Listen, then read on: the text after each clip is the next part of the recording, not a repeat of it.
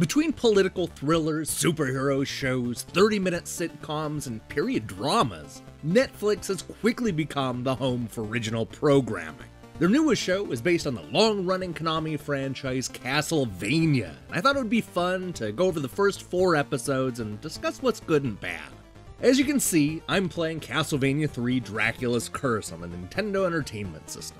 If you've watched any part of this Netflix series, then you probably know why.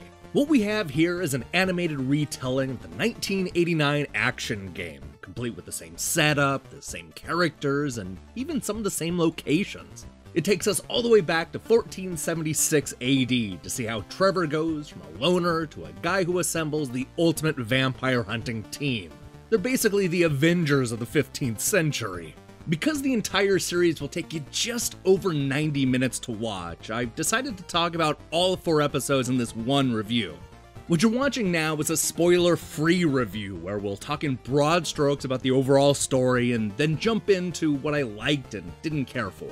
We also have a spoiler-filled episode that goes into much greater detail, so if you've already watched the show, then I recommend skipping straight to that one. Like I said at the top, this is the story of Trevor, who manages to convince a bunch of people to go on a quest to defeat Dracula. But before that can happen, the show fleshes out the backstory found in the original NES game.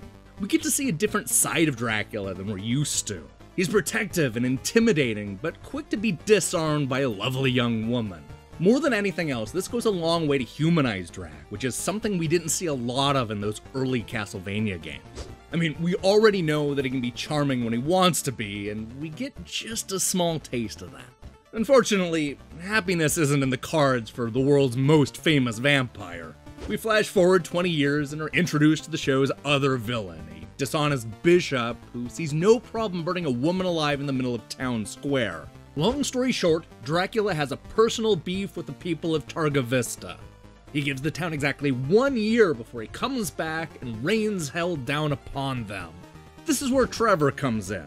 Although he's a bit of an alcoholic loner, he somehow gets roped into a rescue mission that puts him face to face with a bunch of nasty monsters. It's on this adventure where he'll run into other members of the team, much like the old Nintendo game. Will this loner be able to work as a team to save the world from Dracula?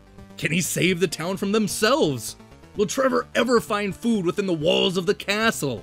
All these questions and more will be answered in this first season of Castlevania. As a whole, this is a good start to the Castlevania series. I like how much time they spent developing Dracula, to the point where we can actually understand where he's coming from. If he's to be the big bad for what could conceivably be many seasons to come, then it's good that he's a fully realized character and not just a shallow bad guy stereotype. I also like that Trevor is a bit of an asshole, perhaps mirroring the world around him. None of this is especially groundbreaking, but there's a lot to like about the characterization of these video game heroes. I get into it more in my spoiler review, but I liked how faithful the show is to the original source material. You'll find boss battles in specific locations that are pulled straight out of the old 8-bit game, and it certainly feels like they're making an effort to be as accurate to the story as possible. I think the original characters and additional plot points helps to add some depth to this world and make the whole season a lot more interesting. What I don't like is how short it is. With only 4 episodes that are barely 23 minutes each, this is one of the shortest shows on Netflix.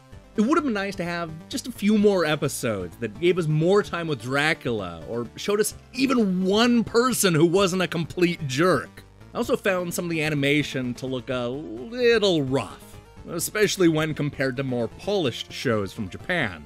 Castlevania shines when it absolutely needs to, such as during the fights and the whole section where Dracula rains hell down on Targa Vista.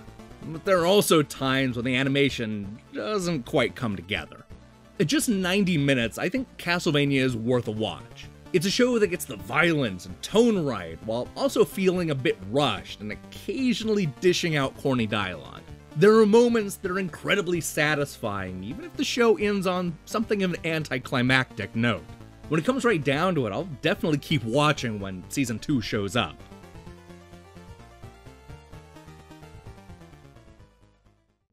Hey, thanks for watching me go through my thoughts on Castlevania.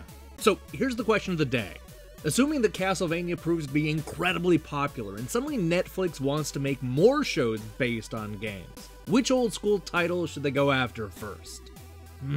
Personally, I'd love to see shows based on, I don't know, like Strider or Ghouls and Ghosts.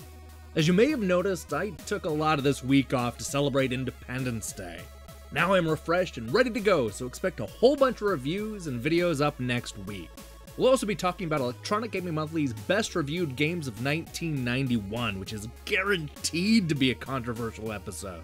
I recommend you click that subscribe button and support what we're doing here. Until then,